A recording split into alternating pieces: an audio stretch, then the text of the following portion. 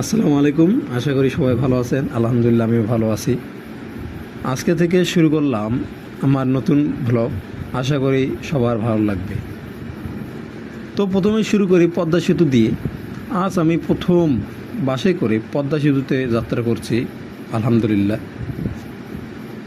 যাত্রাবাড়ি থেকে BM line পরিবহনে করে যাচ্ছি ছোটো ভাই নোমানের ম্যাচ গোপালগঞ্জে। অনেক দিন ধরেই একটি প্ল্যান ছিল আসার, কিন্তু সময়ের অভাবে আসা হয়নি। তো দেখতে থাকুন।